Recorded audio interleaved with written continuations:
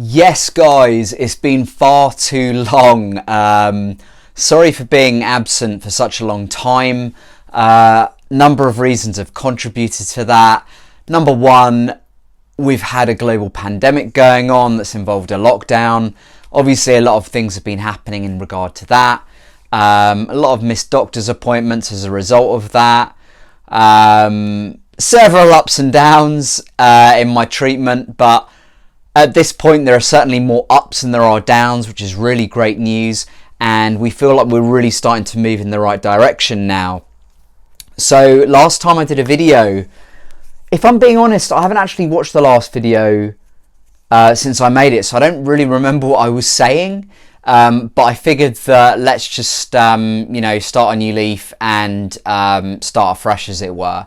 So at this current time, well, the last 3 or 4 months I've been on antibiotic therapy. I've been making improvements, but also at the same time I've had quite a few side effects from the antibiotics that I've been on, primarily severe fatigue. Now, fatigue is one of my worst symptoms anyway, but we're talking severe fatigue, i.e. being stuck to the sofa and being virtually unable to move, which can mean a number of things. It can mean that the medication is working and it's hitting the infections, which is good, but you can get too much of a good thing, and there were points where those symptoms are so bad that I was kind of like, well, are these symptoms actually outweighing the benefit of the therapy, the medication?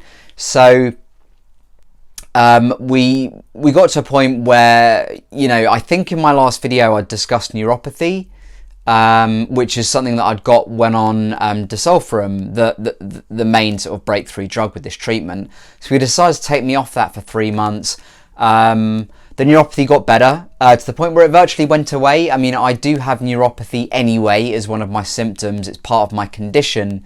Lyme disease does cause neuropathy. I don't know the exact science behind it, but it gets into your central nervous system and it does give you nerve pain, and I've been suffering for that for about 8 years.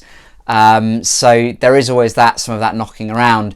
There was a certain supplement that I took which really helped get rid of that problem, because it was really quite bad at points following the Disulfiram. We believe that the Disulfiram actually woke up some of the infections, but it wasn't actually hitting the infections, it was just flaring it because the dose was too low. Anyway, I got on top of that, and it's at the point now where I've been able to start Disulfiram again, which is great, because when I was on it before, I got so much, I felt energized. I physically felt so much more energy in my body. I was able to do more. It was the most powerful drug in that respect that I'd ever taken, which is great. So we're like, you know what, let's give it another go, and let's not be overly focused on the neuropathy right now. Let's just see how you go. You will probably get some side effects, but let's see if the benefits outweigh the side effects. And at this point, the benefits of taking it are outweighing the side effects or the symptoms that you get from it, from taking the drug.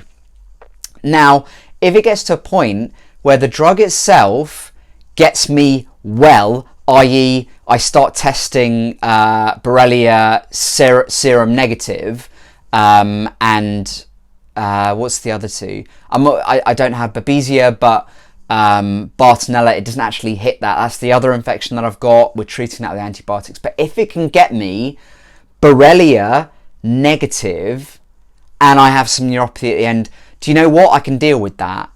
I can deal with that. I can deal with having 0 symptoms by the neuropathy, because I know that I can treat that, and over time I can get better from that as long as it's not severe enough.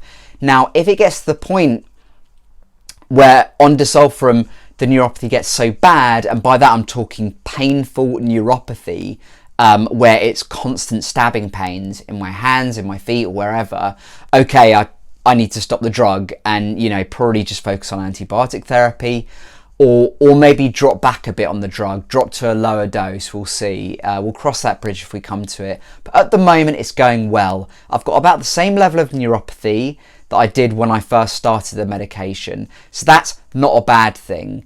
that's to be taken as a good sign. So overall, I'm tolerating the drug. My energy is much better again. I'm at 125 milligrams. I believe the target dose is about, for me, based on my weight, it's about 375 milligrams. Once we hit that dose, I'm going to try and keep it there for 3 months. And by that point, if I can hold it there, I should be Lyme or Borrelia negative on the blood test results. So we will see. And hypothetically, I should be symptom free of Lyme. So I'm hoping that we can get to that point.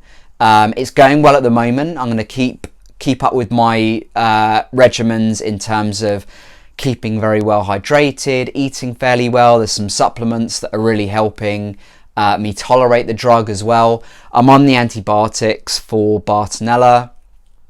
And yeah, I'm just going to take each day as it comes, accept that, you know, there will be some days that are tougher than others. And this is a tough drug. This is probably the toughest drug I've ever had to take. It causes you get quite a lot of pain because there's quite a lot of die-off going on in your body. You get a lot of joint pain, stabbing pain. You will get muscles that will start spasming. It really is quite unpleasant, but you have to keep telling yourself that it's actually quite a good thing because it means that the bugs are dying, which is what we want. So as long as the benefits of taking it are still outweighing the side effects, it makes it worthwhile. It really does. So that's where we're at right now. I'm hoping in 2 weeks I can up it to 250 milligrams. 187 milligrams, then 250. Then I think 312 and then 375. I'm going to do that over the course of 6 weeks. And then I'm going to have like 3 months where I just hold it at that level. I've been having some interesting reactions to alcohol. Obviously, on Disulfiram, you cannot take alcohol. The drug is designed, to make alcoholics basically reject alcohol in their system. It's supposed to stop them from drinking. And I've had a few instances where even there's been red wine in the room. My girlfriend has been drinking a glass of red wine and it's given me a hangover reaction. It's mad how strong this drug is. I get a smell of ethanol, I've got a migraine, I feel like I'm going to be sick. It's a very, very powerful drug at what it does. And it's very, very powerful at killing Lyme. It gets to places in your body that conventional antibiotics don't. That's the only way I can describe it.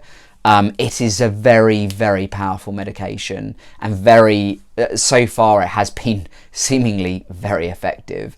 But yeah, overall, at the moment, doing well, energized. I'm able to do more. Let's hope it stays this way.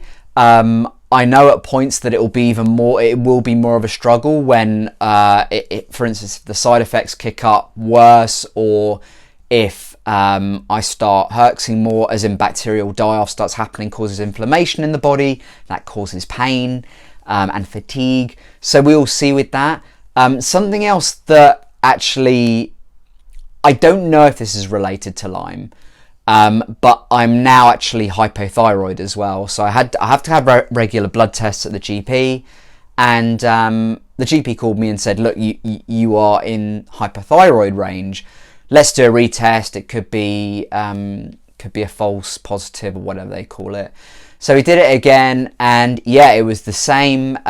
So now I'm diagnosed hypothyroid as well. So I'm on thyroid medication called levothyroxine.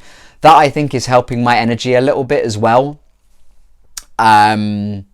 It's like minimal side effects, I believe. I haven't really struggled taking the drug.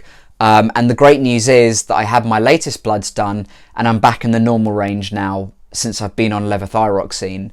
So I could be on that long term, which I don't really mind, to be honest, as long as it works. I don't know if it is working yet or not. It's too early to say. But a nice little sort of bonus is that if you are hypothyroid, you get free prescriptions for the rest of your life, or I suppose for as long as you need thyroid meds, and that covers every medication. So I'm able now to get my nerve pain medications and my thyroid medications for free, which is great. So yeah, I mean, I suppose being hypothyroid sucks, but the silver lining to it is that I get free prescriptions. So that's a money saver, which is great. I've got my next appointment in a month. And I'm feeling really positive. As I said, I've got more energy than I have done for years. The drug is really helping. Let's get me to that target dose, and let's get me holding it there for 3 months so I can get through this hell and come out the other side and hopefully be in remission, or if not remission, as near as possible to it. Again, thanks for all of your support on this journey. I really appreciate it. It means so much to me. All of your support, all of your donations, you know, I can't thank you enough. I will be making videos more regularly now that my condition seems a bit more stable and I seem to have more energy. I have the energy to do these kind of things now. So if you're enjoying my stuff, please do click the subscribe button or give it a like, and if you click the little bell next to the subscribe, you'll be notified whenever I make new videos. Thanks for tuning in, guys. I'll speak to you very soon, and stay safe. Bye.